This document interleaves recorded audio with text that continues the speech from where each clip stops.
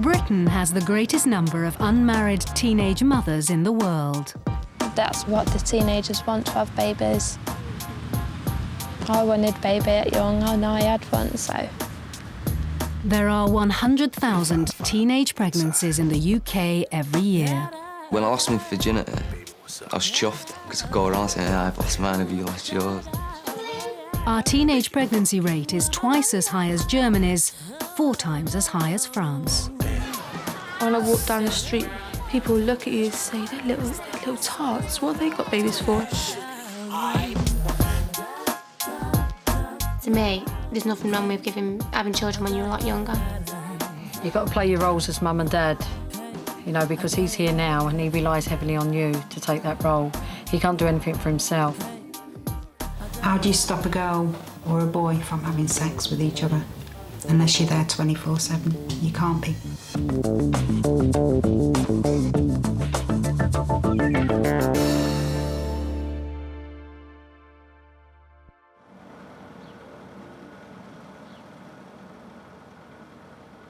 Happy birthday to you. Happy birthday to you. Happy birthday, dear Lizzy. It's Lizzy McGawley's 15th birthday, and she's 8 months pregnant. Mama, looking at him by strike.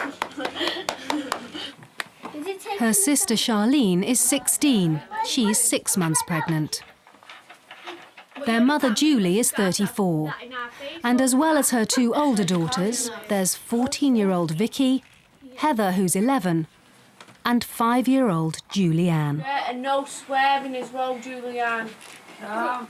Jerry, their stepdad, also lives here. You have a pain in the bum. You are? You are. You don't sleep at night, you've got a bottle. Please, how old you are? That makes 20. Not to mention 4 dogs and 2 litters of puppies. She's making you old, Julianne. What? She's making you old. Yeah, you'll be You're an auntie at 5 years old. And what? You will be. You will. The family home is a 3-bedroom end terrace on the Grange Park estate in Blackpool. When I first got pregnant, I thought about not having the baby. And I thought, oh no, I might as well keep it. Because I'll love it at the end. So, decided to keep it. The nice little baby.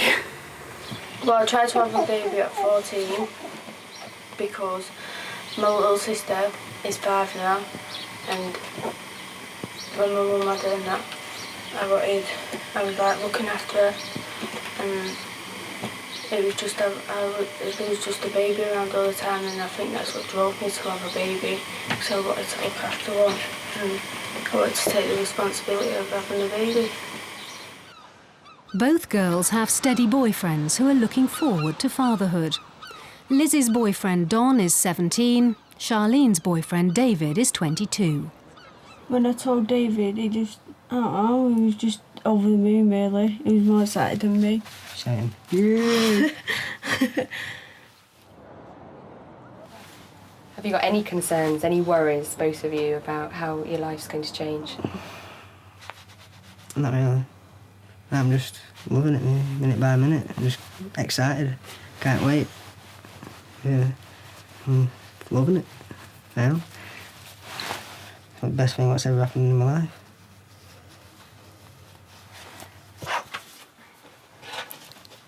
And we're both having boys.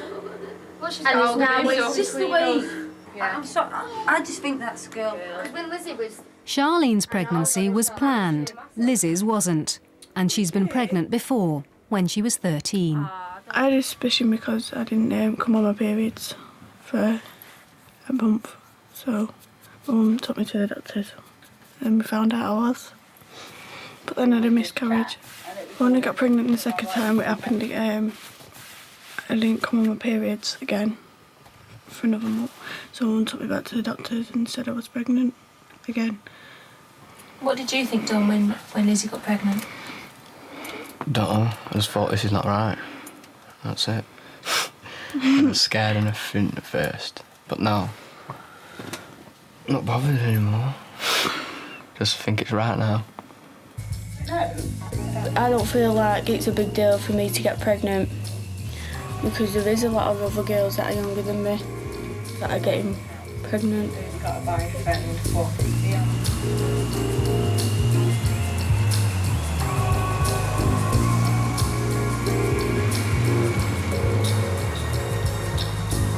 There is a weary drudgery to Courtney Cassidy's daily routine that deadens the soul. She's just 18, but already it can be seen on her careworn face.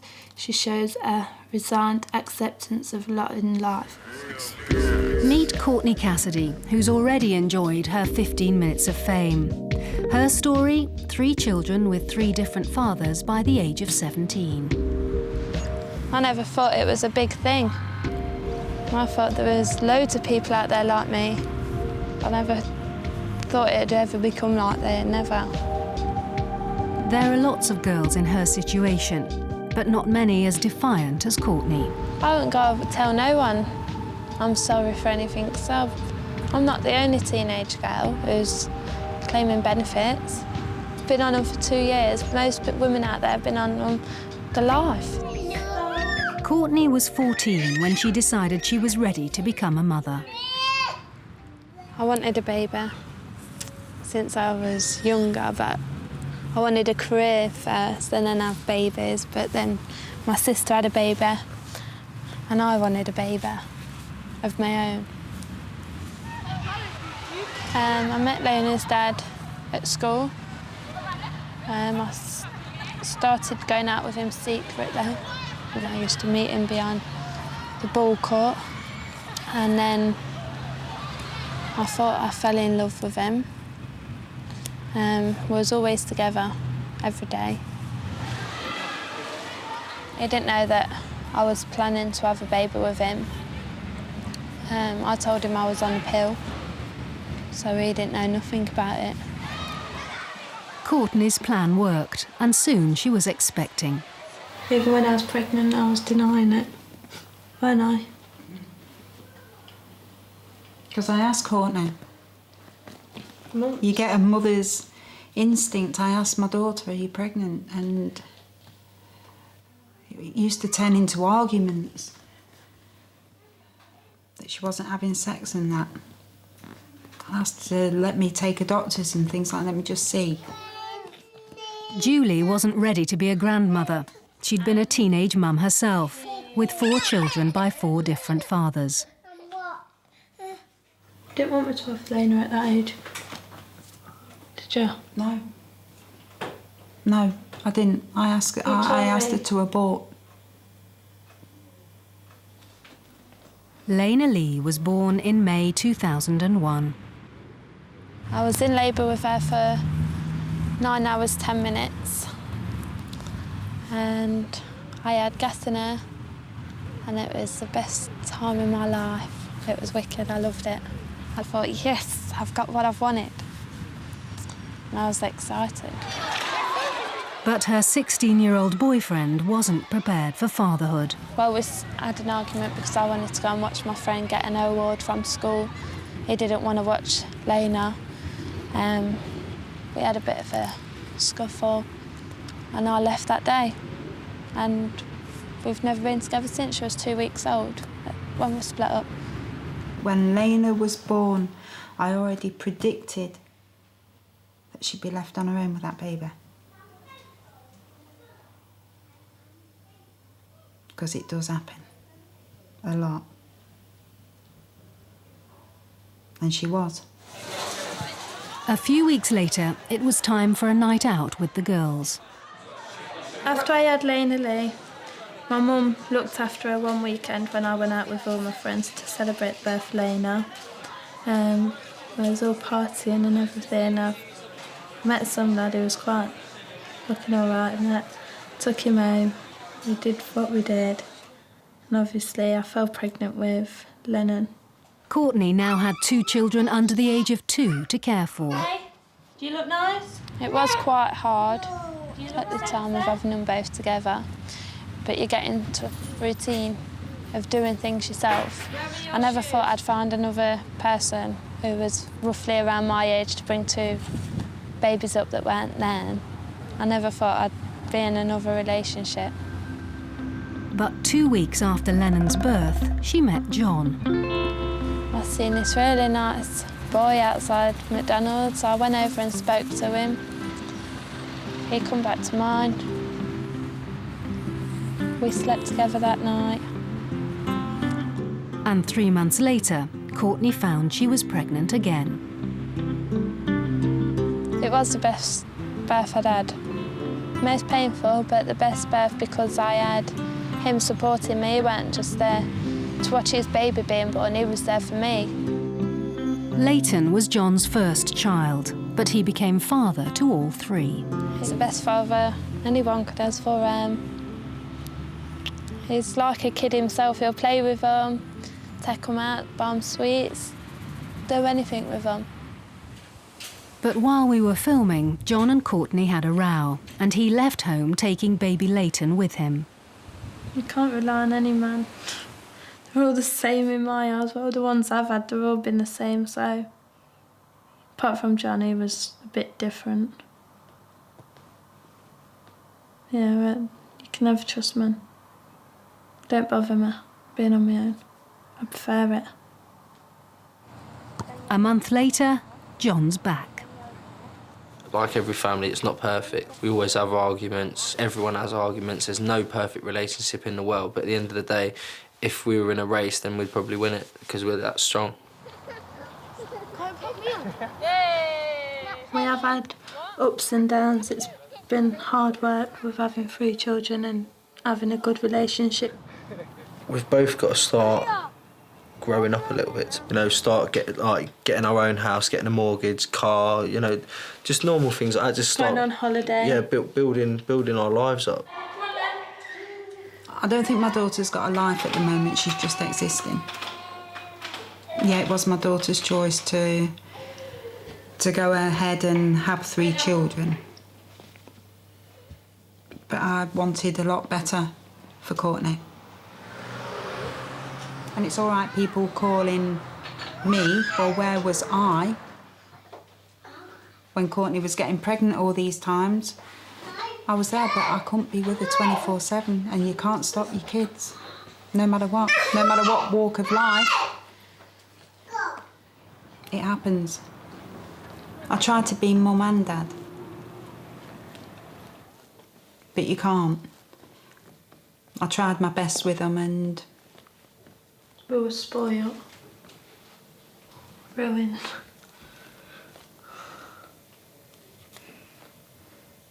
I just tried to do my best. That's all I could do. If I could turn back time, I wouldn't have changed it. I know that they'd all have the same dad. That's it. Else I'd still have all 3 babies. Do it all over again. And again and again.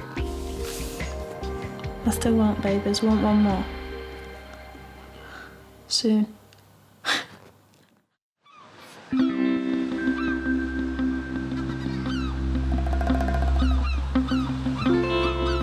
Anita Carrington became one of Britain's youngest mums when she gave birth to her son Cameron 5 years ago. Anita was 12 years old, but her childhood had been troubled from the start. When I was 4, my dad left, and he sent me a few birthday presents after that, but my mum decided to get married and we moved and lost contact. I've got a picture of me sat on my mum's leg when I was about 3, but he's got his back turned to the camera, and that's the only memory I've got is that picture. Anita met her first boyfriend when she was just 11. I met Cameron's dad when I was hanging around with some friends, and he was just like chatting to me and things like that, and went and asked me to go out with him, and he was my first boyfriend. But at 12, she had never thought about having sex. It was just holding hands. There was no kissing, no cuddling, no anything like that. He was always on about, oh, I want to have sex, I want to do what everybody else does. His mum had a party and my mum and me went and I fell asleep on the sofa. And later that night, they had sex. After that night, I didn't even think that I could be pregnant. It didn't hit me in any way. I didn't really think of it like, oh, it could happen to you, or just nothing ever hit me. Went into my head like that. But Anita was pregnant, and she had no idea. I didn't feel any different, didn't look any different, apart from eating a weird source of food, which was ready sort of crisp with loads of mayonnaise on top. This photo was taken a few weeks before the birth. Anita was 12 years old and 8 months pregnant. The day before Cameron came, I was playing basketball and doing PE and doing normal things. I come home, had something to eat, had a bath, went to bed. Woke up in the morning with stomach cramps. My mum said it was probably sickness and diarrhoea. So went to the toilet, got back in bed, cuddled up to my teddy and woke up in a big wet patch. I laid back down. A couple of minutes later, I had to go back to the toilet. Started pushing and Cameron's head popped out. And Cameron was there in the toilet pan between my legs. He was £6.13 when he was born. He come out with black hair with bits of blonde tint on the ends of his head, so it looked like he'd had his hair streaked. He was just really tiny and I didn't know what to do. It was just like a little baby doll, and you'd just pick him up and cuddle him and feel so light, and you'd be scared to drop him. So I never got off the bed with him, not for a long time. Cameron was a millennium baby, born in January 2000. It marked the end of Anita's childhood. The first few days, I just thought, this can't be real. Someone has pushed the clock forward for my life a bit too much. But it's a big, big shock, and still is a big shock. Me and Cameron's dad lasted 2-3 years. He was more interested in other girls and weren't interested in me or Cameron, so I thought it was time to get out. People look at you and say, they're little tarts, what have they got babies for? At first it hurt me a lot, it really did. And I don't think I'm the best mum, but I think I'm a good mum. I think I'm coping well enough, and everything he needs he will get eventually. Not straight away, but eventually. Does it look alright? Don't suit me. Why? So don't. Don't you like the colour? But it's not the same as my It's the other same one. colour as Man United. I'm afraid you're going to have to wear that one. Don't fit. Most important to me for Cameron growing up is that he will be able to stick up for himself. He will get a good education. He will have a good career and look after what is important to him. And that's just what I want for him.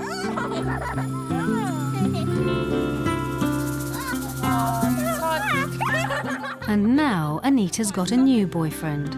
I met Jordan on the 5th of December, which was his birthday. My cousin brought him round, and from there on we've just been together and never really spent a day apart, and just love him. He's there for Cameron, and now Cameron started calling Jordan Daddy. Cameron's actually found someone he loves and who he can look up to.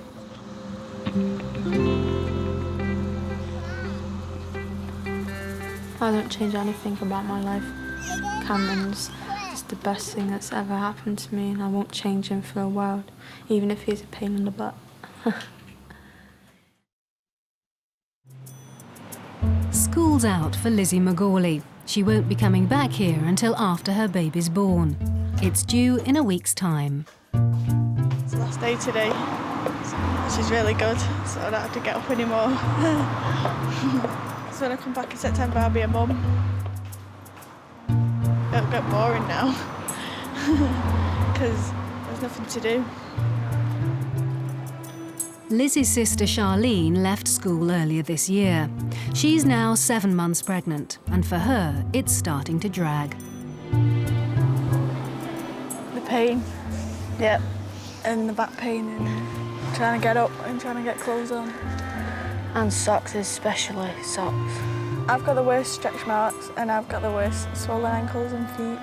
I've got them on my legs, and on my back, and on my boobs. So I've had same here, but she's got and on more the bottom than me. of my legs as well. I got them on my bottom of my legs, I've got them on my top of my legs, and on my bum. and on my bum. I've got a lot of them. Mum Julie and stepdad Jerry are trying to work out how everyone's going to fit into the house when both babies arrive. We just haven't got a room in this house. What's next? The front bedroom is where Charlene stays. This bedroom is where Lizzy is. The back bedroom, where the biggest room is, that I've actually got 3 girls in there, which is Victoria, Heather and Julianne. And the floor, as you see, is where me and Jerry sleep. That's where we sleep. When baby comes along, the cot will go there. I'm worried and excited, and I hope it all goes well, but if it doesn't, then God knows what'll happen to me. I just hope nothing happens. When Charlene found out Lizzy was pregnant, Charlene started going in a humpy, because she wanted to get pregnant too. Because she says, I'm older than you. Why can you get pregnant before me? I went, Charlene, it's not a game. It's not a race. Who gets pregnant first? Well, I picked Bradley as a first name, but I had my heart set on that I was having a girl. But if I was having a boy, I'd call it Bradley, and Bradley, Joseph, Terence, Morgan. But Lizzy chose Bradley and that, and but it went into different. an argument. Mine's is with double E at the end, not an EY. So why was she crying then? You, has never really accepted you and has treated you rather as a A baby was kind of occupied me because I'm bored anyway in the house, doing nothing. Just sat around watching TV, but there's something to do, something to look after. It's not something that you could just have for the day and then you can say, right, yeah, I can have your baby back now. It's not like that, you've got one for life. And before the real babies arrive, the girls are getting in some practice. Hi, I'm Jane from Life Choice. Lizzy and Charlene are being given a virtual baby to look after to see how they'll cope. There we go. I've got a boy. Every time the baby cries, you have to say, Mummy's here. But of course the baby can't hear you. So it's got to know that you're here, and how it does that is, this is a wireless ID, so you've literally got to just pass it, which is going to be on your wrist, over the baby's tummy. And the baby will know that you're there and will give you a little chime. Oh. So it's saying, oh, OK, Mummy's here, that's great. Oh. So you've got to find out what the baby wants, and then you've got to give the baby what it needs. This is going to be fun. This is going to be so much fun. For the next 2 days and nights, Lizzy and Charlene are going to be in sole charge of their make-believe baby. Stressful bits was getting the pram in the car and getting it back out as well. Yeah, I had to lift it out. Yeah, and getting it down the stairs.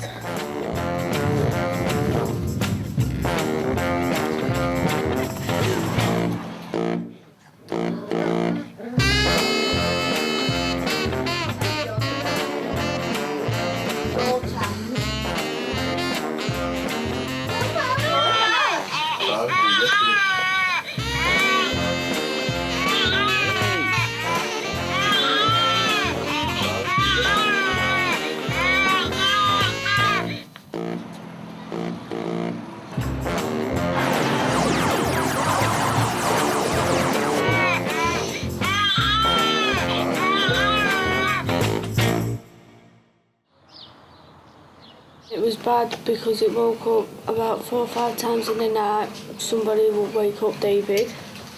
So he was in a deep sleep. And then after that, we had an argument, which I knew that would happen. And then we started doing it together, like changing it and feeding it and winding it. And I'm really tired now and I've got a headache.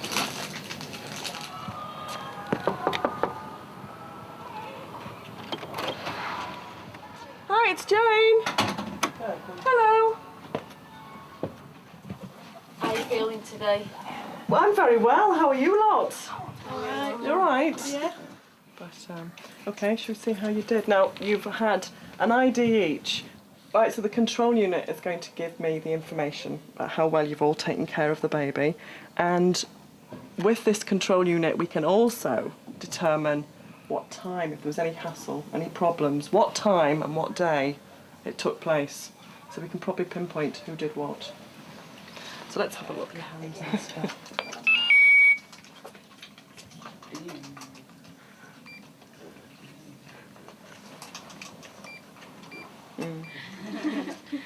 You've done brilliantly. Well done. The only small hassle, I don't want to take anything away from you, is that the baby has recorded a few unsupported heads. And it's enough for me to think, well, it's just getting used to holding the baby. When I was pregnant with Charlene, there was nothing like that around. So do you think that if you would have had a doll to play with when you were younger, in that sense, do you think that would have stopped you getting pregnant younger? Yes, yeah, I think it would have done, because I thought I ain't going for all that. But there was nothing like that, so... And there we are today. Charlene and there's Elizabeth. 4 hours after the virtual baby goes back, Lizzy goes into labour.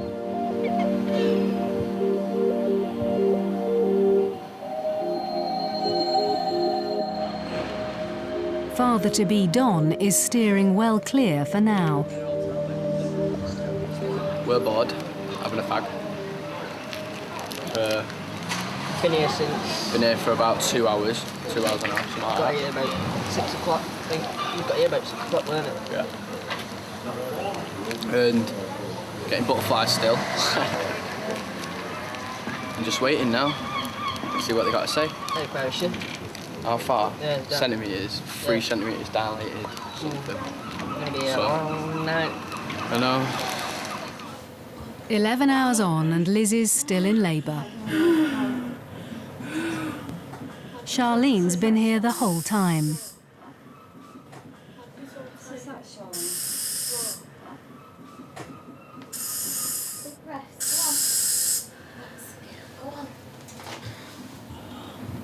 Right, this bit here, Lizzy, is really sore, okay? The only way you're going to get rid of that pain is to push this baby out and push that pain away, okay? Surprise, most of the other ladies don't do this well. Not on some gasoline and a bit of pethidine. Keep going, keep going. Long push down into your bottom, come on. Really push down. Keep going, keep going, keep going. Brilliant. Still there, only if that contraction's still there, sweetheart. Big push. Wonderful. And a quick breath, Lizzy. Back down into your bottom again. Big push, good girl, that's it. Keep going, Lizzy. Come on, keep going. Keep going, keep going, keep going. Good girl. Quick breath and a big push down into your bottom. Come on. Keep going, that's it. Long push, Lizzy. Keep going, keep going, keep going. Come on, keep going. That's it. Come on. Come on, push. I know it stings. Lizzy, You got some wait, it's over there, Ruth, drawn up. Good girl. I've only drawn it up. It's been a long night and it's not over yet.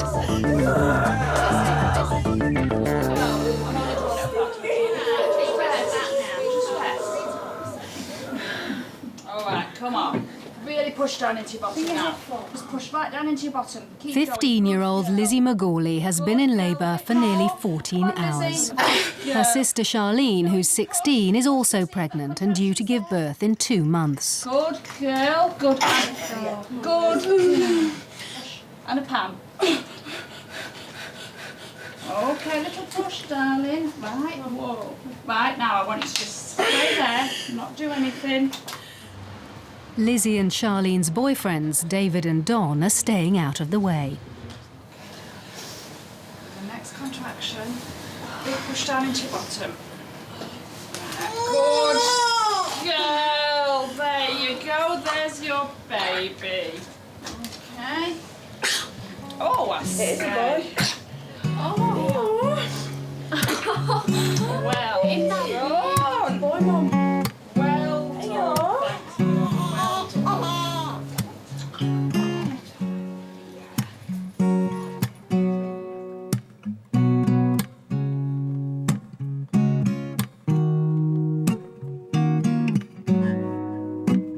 I've just found out he's had a little boy, so I want to see him now. Bit nervous. Scary.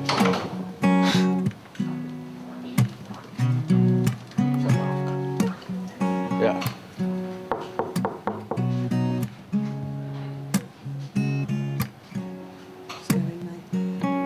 Oh, come here. There. Sit down. So you going to sleep now with me?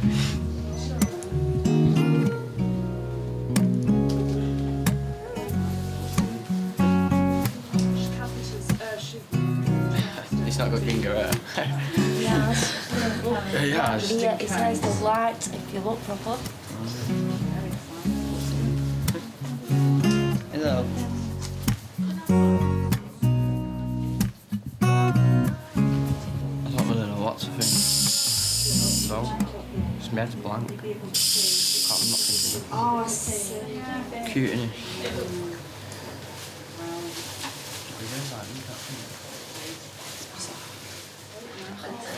Well there. Get some warm in there. Still tearing it. No, it's got blue eyes. What do you think, Lizzy? Gorgeous. Oh yeah, line on your face.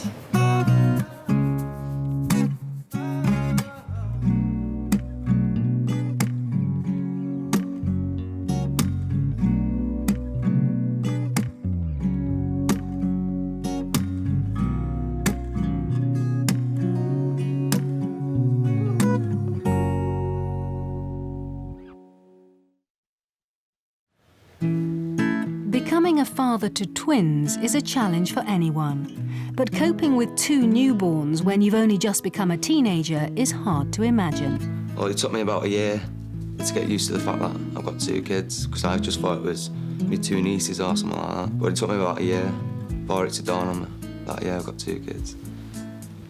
James Sutton was just 13 when he became Britain's youngest father of twins 5 years ago. His girlfriend Sarah was 17. When we first met, I'd say James was about 8. I would have been about 11, 12.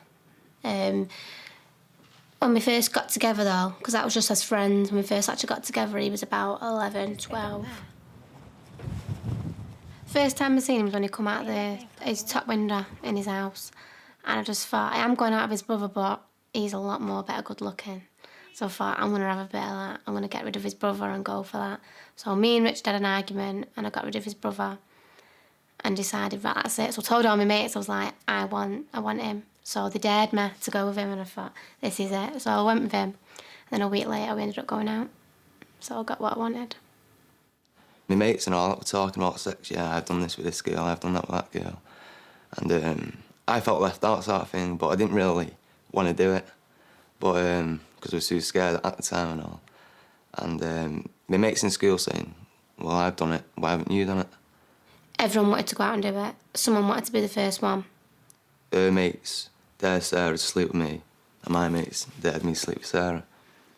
And just me and James ended up doing it first. I was on the pill, but because of James's age, we didn't really think that I might. Well, I knew I could because I was on my periods, but I didn't really think James could produce any kids anyway. I thought, and Sarah thought, that I couldn't fire proper, right? And then she found out that she got caught. And I thought, my mum's going to kill me, my dad's going to kill me. My family are just going to think I'm well too young. I'm not going to have a job and a career, which is what I wanted. And I just thought I'd ruin my life. I was there playing on the computer, And then she told me and just said to her, I don't, you know what I mean? I can't believe you're pregnant. And she goes, but you've got to believe me because I am. I've been doctors and all that. But there was a bigger shock to come. We went to the scanning room with Sarah, and the woman who was scanning Sarah said to us, do you know you're having twins? And at the time I was eating crisp before I got told. And I just stopped eating my crisp. And I was shocked because I was just expecting one. And I thought that it might have been really hard to bring two up. James didn't really understand. I don't think he really knew what was really going on. I just got on with my life, playing football and all that. Just didn't really enter my mind until the kids were here. When Sarah went into labour, James carried on with his paper round, but he got there just in time. When the first one come out, I was all right about that, but then when the second one's come out, I was nerve-wracking, proper nerve-wracking I was. I think that really hit me when I seen him in the cubicles that they're actually my children. And I've got to feed him and look after him and clothe him and everything for him. By the time Sarah left hospital, the family was headline news. As we walked out the doors and was getting a lift home, there was reporters and people taking pictures and we didn't understand. But we just drove home anyway. On the way home, I got a phone call from Mum saying that don't come near the house because there's reporters everywhere. So I said to Mum, well, I don't understand what's going on. So she said it's something about James is the youngest father in Britain to have twins. I didn't actually know I was the youngest father of twins until it came into the papers. And then that's when I found out I was. I think at the beginning we just thought it'd be one story in one paper and that'd be it. But it didn't, it carried on. It was paper after magazine, then it went to TV. People coming up to me, are you the one out of the paper? Are you the youngest father of twins and all that? Sometimes I'll just say no, just to get rid of him. James was too young to work. He gave up school and stayed at home to look after Louise and Leah while Sarah got a job. It was stressful bringing the kids up. It is pretty weird living the life of a 25-year-old at the age of 13. I do miss going out with my mates, playing football or going to the pool table or something like that. Living the life of like a 25-year-old, doing what a 25-year-old would do with two kids. I was worried about the fact that James was a lot younger and whether he could cope or not and whether he'd leave me. Because he did like hanging around with his mates and so did I. But I knew what my responsibilities were and I knew I had to bring a child up. But James had no ties and he could always go when he wanted. 5 years on, they're still together and the girls are doing fine. I want the kids to have a better life than what I had. What it is I don't want them to get pregnant like I did at very young. Me and James hated school. I want them to like school. I want them to enjoy going. She put the bee inside her box with the rabbit and the bird. Yeah. And she bumped her head. You have got to spend a lot of time with reading. They get books from school and homework and we have to explain to them what to do and we have to read through the books with them and try and get them to read them back to us. Now, what is it? Hello. No, it's a blue. Blue. No, that's it. Now you're going to go to sleep now.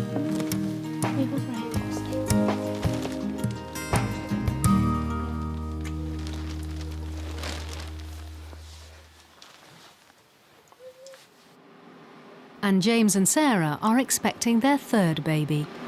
That's a lovely view there. See the head and the body and the heart beating away there. Got one more on the way to make the family complete sort of thing, just free, that's it, no more after this. It's just me, Sarah, and Leah and Louise and the new one on the way. I've passed on my GCSEs, which I said I would. I've now gone on to university to do a degree to become a nurse and a midwife. I've not gone on benefits, and Leah and Louise never want for anything, they can have everything they have. And with the girls at school, James has got a job too, so they share the childcare.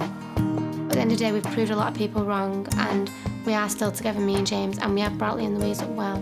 Me and Sarah, well, we love each other to bits, and nothing's going to get in the way of that. And it is a strong relationship, and we are happy.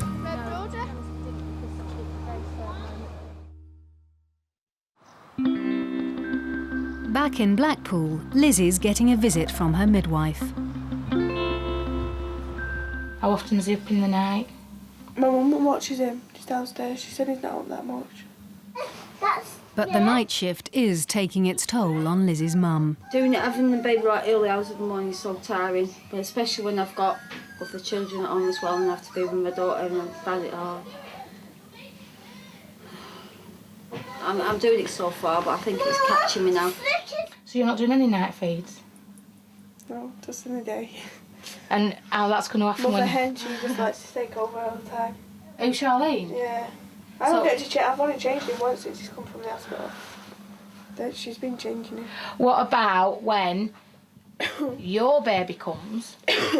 Are you then going to have your baby in the night and Charlene, your mum, will have... Or what's going to happen then? What's going to happen then is Lizzie's going to be left to look after Bailey on her own without the help of her mum and sister. She needs to be taught how to cope with Bailey on her own. You can have your bottle now, are we? Yeah, are we? Good girl, you're only going to have a couple of ounces there. Maternity nanny Susie Whiteock works for a London agency, helping new mothers to get their babies into good routines. A lot of my work is lawyers and bankers, and I've worked for some royalty as well. It can really vary. She's about to take on her first teenage mum. She's spending a week in Blackpool to help Lizzy with baby Bailey. People call me in very early on when they've had the baby, purely really to start the routine from day one, because it's quite important to establish that routine from the offset.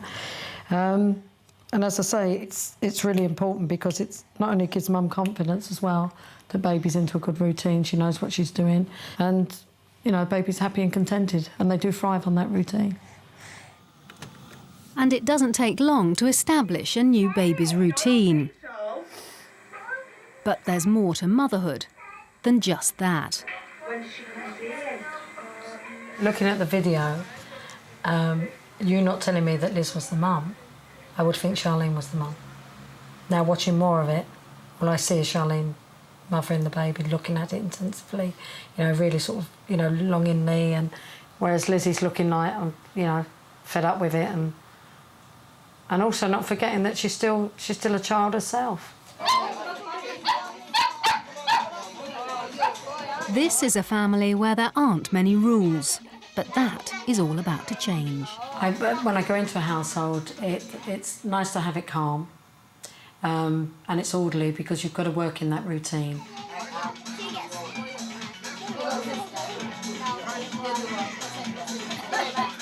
You know, baby can have a slight noise around, but not too much, because it's really distractive for the child, you know, to actually get into a routine. And you've just really got to have that calmness and organisation around you and just work with mum. It's going to be a new experience for everyone. It is totally alien to me. I'll be quite honest, it is alien to me. There's no routine, there's no organisation, and this is where if I can help in that week to educate her, help her learn what to do, you know, there's a better way, and that, you know, at the end of the day, as I explain to all parents, you know, the baby is yours. You are the mum. That baby's not going anywhere else. You know, that baby's here to stay, and you've got to deal with that.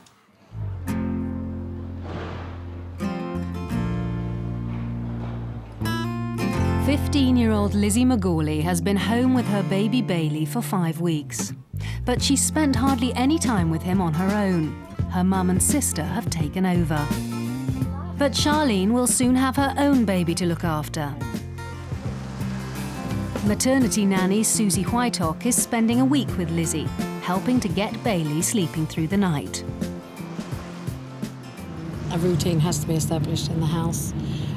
Some organisation, because there doesn't seem to be any.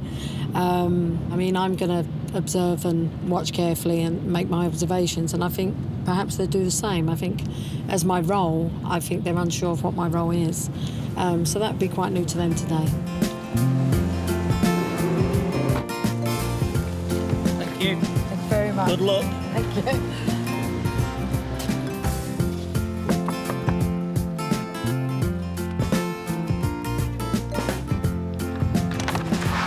Hiya.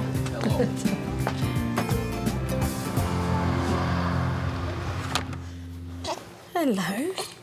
Hello. Hey, hello. Hey. So how is he? How is he feeding and coping and... It feels like he's mine. Yeah. I help Lizzy and Don during the day with him. So everything's fine. And Charlene does her little piece, don't you, Charlene? I look after him sometimes. Yeah. And what's he sleeping like of a night?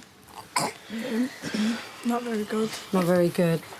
Well, normally what happens when you get them into a good routine during the day, the night time really becomes really nice and peaceful, it really is. I mean, I can get them through the night at 6 weeks, it's not a problem if they're feeding well and in a good routine during the day. Hey, but he's a bonny boy, aren't you? Today, Susie will just be observing Lizzy. Her changes to Bailey's routine will start tomorrow. What we do tomorrow, we get that prepared, how we're going to do the room tomorrow. Put his pram up there. When we fetch him up for quiet time, we bath him here, settle him down, take him into his room and then get him settled down. So when I bath him, if Don fetches the pram up, we get him ready. And then I want to stick him into an 8 o'clock routine.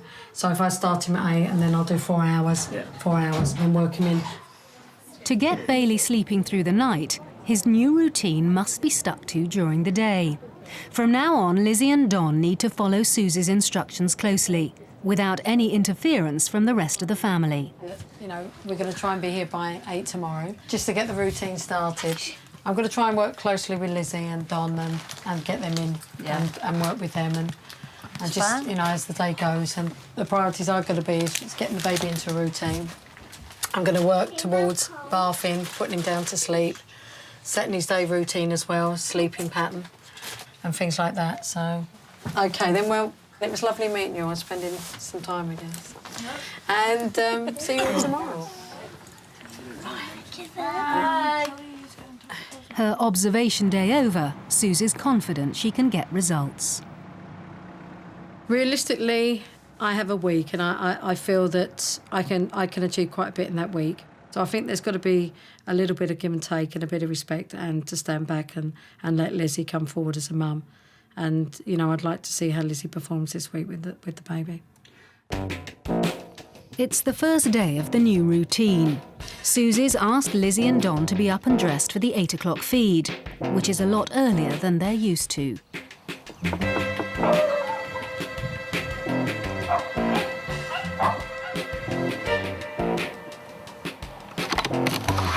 Mom's still in bed. Are they there? Everyone but Vicky is still asleep. Jimmy, come on.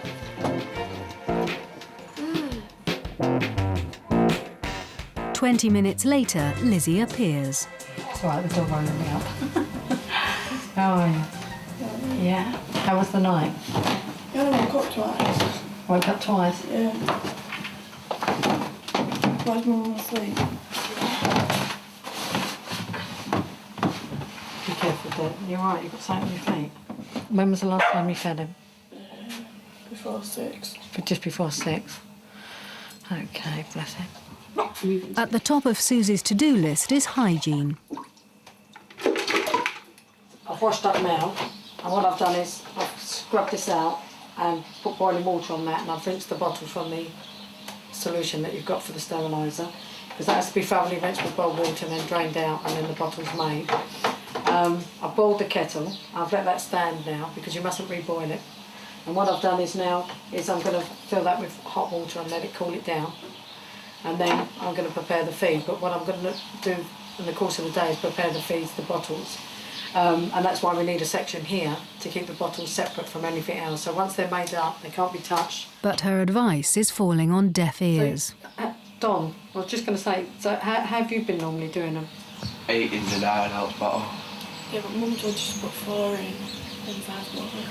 I mean, 5 for water. So you put 5 scoops into 4 water? Yeah. Yeah, that's over. It should be one scoop to 1 ounce. Yeah. So for every ounce you put a scoop in. Next, Susie takes Lizzy upstairs with Bailey. This is where he'll be spending a lot more time. If we can, try and keep him up here as much as you can, just away from the dogs and the noise and that. And I think he needs that bit of quiet time where he comes up, has his sleep, and then comes back down, you know, and Because I think downstairs when you feed him, then Charlene takes him and Mum takes him and everyone. And I think I just found that you tend to go into the background when they do that. You tend to think, OK, then I'll let you do that and I won't do it. So it'd be quite nice for you to bond with Bailey. I think it's quite nice you have that one-to-one with him up here. When I do yours, As day 2 draws to a close, Susie shows Lizzy how to keep track of Bailey's new feeding and sleeping routine. Into the rhythm of it. Once you've got into the rhythm of it, you don't need to use it. But it's going to be quite good for the next, few weeks to just keep it good on these times. When you settle him down tonight, see how he settles down. If he's a bit unsettled, put down unsettled. If he's a bit windy. 11 o'clock feed tonight, write down, you or Dom, write down how much he's took and if he settles down okay. So it gives us an idea of how much he's taking, also how much water he's going to take as well. So you run into your routine, and it's good because he knows where he is. Right. So just give you an idea, Lizzy. From tonight, it's up to Lizzy and Don to keep Bailey in his new routine.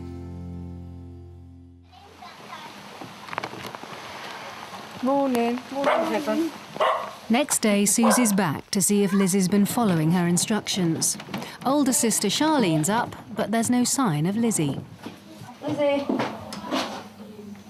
Nanny's here. Lizzy says she'll be straight down. Bless his heart. Would you expect Lizzy to have been up? Yeah, I would have.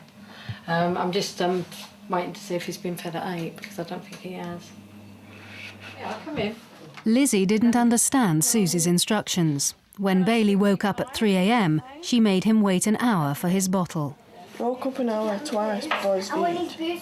He woke up an hour before? He woke up at 3. Yeah. I had to leave him till 4. Yeah. He fell asleep then. Really? Yeah. See, because if he woke up at 3, had to wake him up you could have still fed him at 3. If you want to. I only put 4 down because you said, he wakes up at 4. But if he wakes, it's just that if he woke up past... He woke up at 7, so I had to feed him at 8. Ah, right. So you fed him at 8? Yeah. Oh, brilliant. Lizzy goes back up to her room to get ready. It's now 10 to 11. I'm a bit took back they haven't come down. I understand Don's very tired, but, that's the sole point of fatherhood. And I think that has to be emphasised to him today. And I will give him to 11 o'clock, and then I'm going upstairs to actually make a point of getting them down to, start the day's routine. And I think it's important. I didn't intend to start it at 12 o'clock, so I'm going up at 11 and I'm going to, fetch them down. This little chap's needs have got to come first. And he should be washed and changed well before this time. Bless him. When they don't come down, Susie goes up. Now he's an hour away from his lunchtime, whereas normally in the morning, he'd be up and dressed and ready by about 10, and like you and Lizzy might be out, taking him out and that. So He's usually dressed by now. Yeah, even if you have a late night, sometimes you've still got to keep him back on par with that routine in the morning. Lizzy's not used to being told what to do, and she goes into a sulk. Are you all right, Lizzy? Yeah? You seem a bit quiet. You okay? Is there anything you want to say to me or ask me, or...? No? I don't know. You don't know?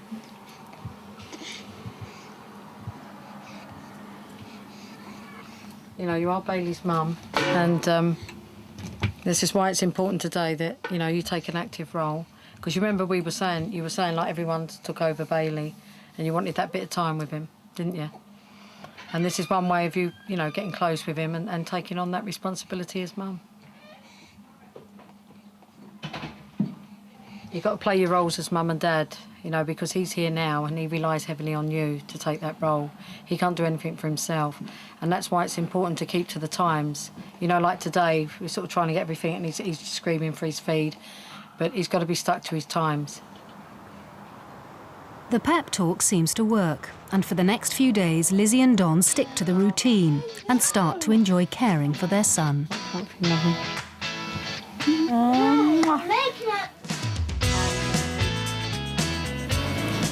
Oh, brand new. He smiled at me in the kitchen. I got a tingly feeling in my nose. Sounds like him when he smiled.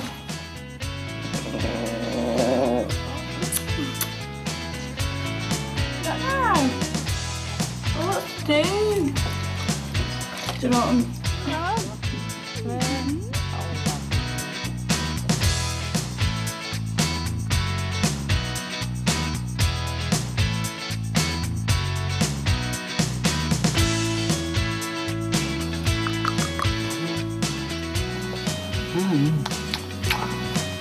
spend more time with him. I'm more confident and just more relaxed as well. Before, they sat about all day because there was no one to show them what to do. They didn't know what to do. They just needed someone to encourage them, show them that there's, you know, that they have to do this. And I think it's built up their confidence.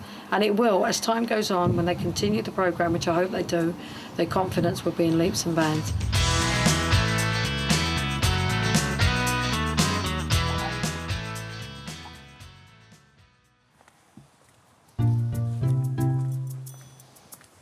It's Susie's last morning with Lizzy and Don.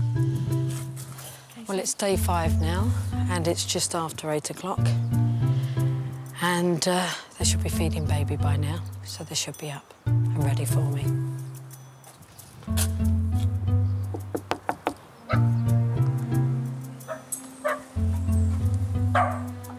So, young lady, you still in bed? Yeah. Where's this 8 o'clock I'm getting up and dealing with him? And Bailey's asleep too. According to the new routine, he should be up and dressed by now. I'm gonna ask you to get up and get yourself together, young lady, and then we'll sort Bailey out, okay? All right, I'll give you 10 minutes to sort yourself out, and then I'll come back up. Downstairs, Don tells Susie he's done the 3 and 6 a.m. feeds. Why did you do both feeds? Why wasn't it shared? Because I couldn't both go back to sleep. So you took over the feed? Yeah. And Lizzy didn't get up at all? No. She was tired, so that Yeah. was it. Okay. I'm a bit disappointed. I thought she would have been up this morning because I did say to her, you know, that the whole purpose of the routine is that once she's fed him in the morning, you know, that he's up and washed and dressed and, you know, get the day started, not to get it started at lunchtime because that's not the whole point of the routine.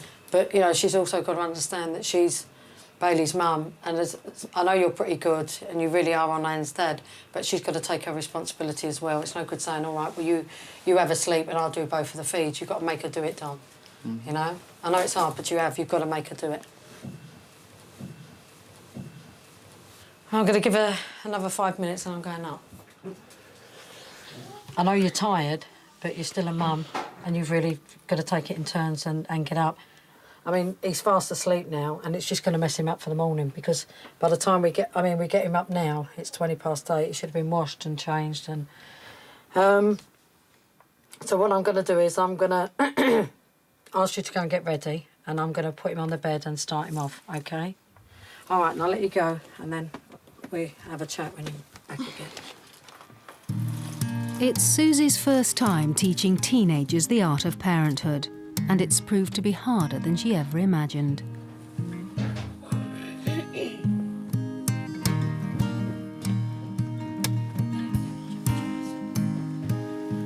there we go, little chubby. They've done really well this week, they really have. But it's not going to work if they don't get him up. It's been a tough week for everyone. Just...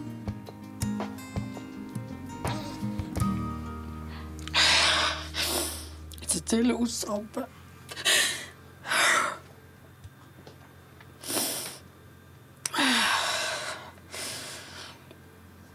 They've got no direction. And I think they've got no guidance, so even though I'm here this week, they've been doing well. My worry is that it'll all slip out my go. I hope it doesn't, because I hope what I've taught them this week is going to be really good. And I think they've done very well. And they've really sort of bonded with him, which is what I wanted them to do. But I just feel they have. They have the help and support from Jules, but not the guidance in how to be parents. You know, someone to, you know, sort of whip them into shape, and I just feel they haven't got that when I go. And I just want to make it so better for him in the week that I'm here. I want to try and get everything I can for him.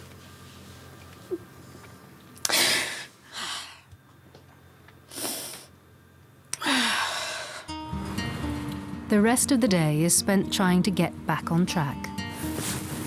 Somebody's woken up. He's woken up. I think what it is, Lizzie, everybody else was taking care of Bailey, weren't they, downstairs? Yeah. Whereas for the week we've been here, nobody's really had that chance because we've took that away and took him upstairs, haven't we? Which really means that you and Don have been on hands with him all the time, which is good. You know, and the way you bonded with him is really good. What can you see? I know I need to get up. You know you need to get up. Yeah. Because he needs to come before me, so... It's finally sunk in. Lizzy is Bailey's mum and she has to put him first. In 3 weeks, Susie will be back to see how they're getting on. 3 weeks ago, maternity nanny Susie Whitehawk helped teenage mum Lizzy McGawley and boyfriend Don to get their son Bailey into a routine and sleeping through the night. Today, she's back in Blackpool to see how they've been getting on. I'm quite excited to go back. I'm really looking forward to going back to see Don and Lizzy again. I hope they've kept up the routine, and there's quite a lot that I've taught them over that week that I was there. So I'm expecting a few little hiccups, you know, perhaps they haven't kept to everything, but if they kept to a majority of what I've taught them, then I should be very pleased. Yeah. By now, he should be sleeping through the night. Yeah, so how's it all been going? All right. Yeah? You've been finding it easy to keep to the routine? Yeah, it's easy. That's a good chat. That's a good chat. It's easier. Yeah. So you found it okay in yourself to stick to that now? You're finding it very good? That's good. And you've seen the benefit of Bailey benefiting from that as well? Yeah. Yeah. And now Bailey's sleeping through the night, everyone's happier. No, that's really good. I'm really pleased. Yeah, I was going to ask you, George, do you find it's helped having that routine with Lizzy and Don, working with the baby, having that routine and everything? Yeah, it has. What you've taught him, everything's gone fine, I think it has. Anyway, I mean, he's gone into the routine of, like, after when he has his bath, goes to bed. Yeah, Lizzy spends a lot more time with that child now, doesn't she? Yeah. Bailey. Spends a lot more time with baby. And as part of Bailey's new routine, he's getting a daily dose of sea air.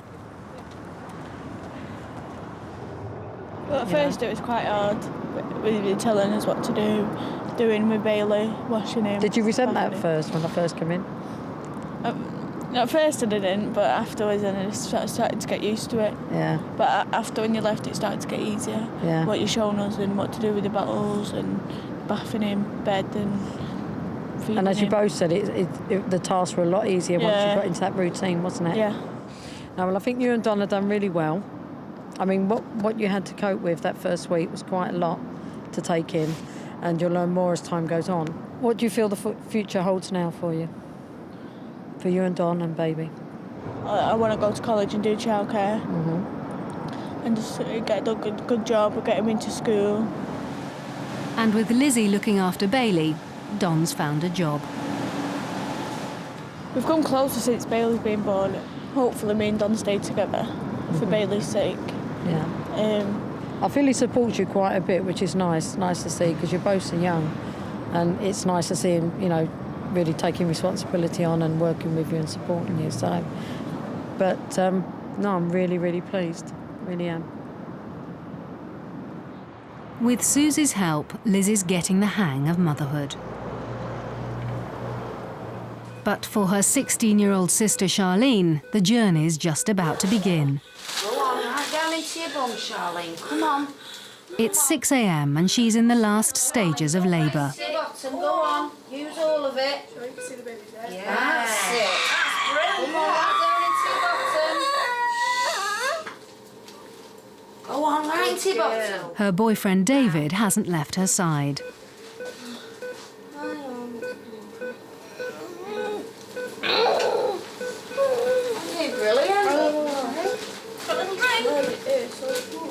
Go on, that's it, go on. Girl, go on, keep going. Well done, Charlie. Again, well, it's still there, go on. Go on, keep going, fantastic, go on. Girl.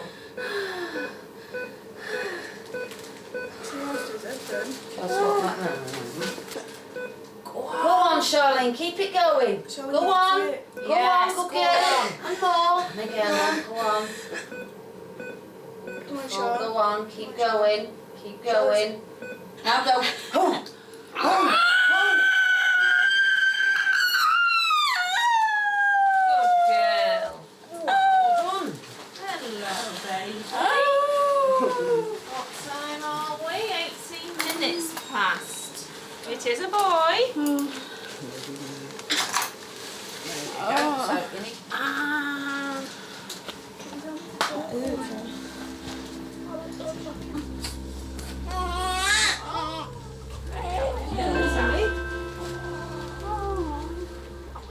Towel next to him.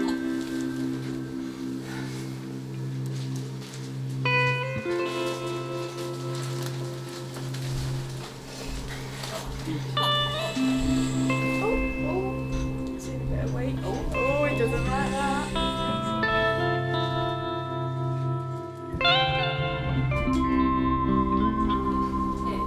He's gonna cry. Yeah, it is. It is though, because she's not pulled it in, was she?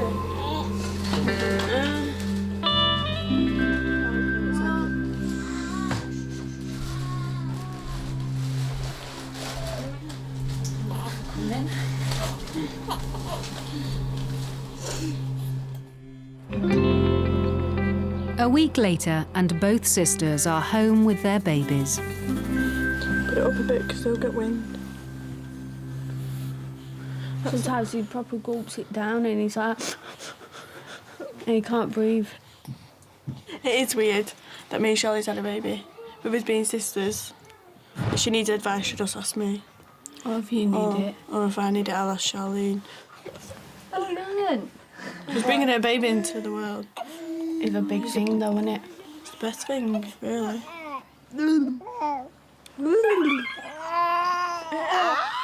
Well, I love him with all my heart. He's priceless.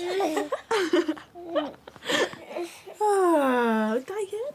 Having Bradley is the best thing to me that's ever happened. I don't care what people think when I walk down the street. Neither do I. You know they're staring at you because the way they look at you saying, oh, look, she's got you. I was like when you was pregnant, when we was pregnant, people look at you like you're a disease or something. Yeah. Like, oh, she's got something. But we don't care because we've brought our own flesh and blood, our son, into life, into the world. So we're not really bothered what other people say. We're lucky because some girls out there can't have babies. The clouds evaporate the water. See, look at the colour of it. I'd die for him, mate. If someone said to me it's either you or your baby, I'd die for him. I'd say, yeah, I'd die. Yeah, because you've lived your life, haven't you? Well, you've not lived your life 15 years, like, but you've lived some of it, so. But your baby hasn't. I feel like I'm older though. I don't feel like I'm 15. I feel like I'm an older mum, not a young mum. You don't really care about your age, do you? No. Just, you have to act mature when you've had a baby. You can't go around acting like a kid anymore. No, you've got to take the responsibility.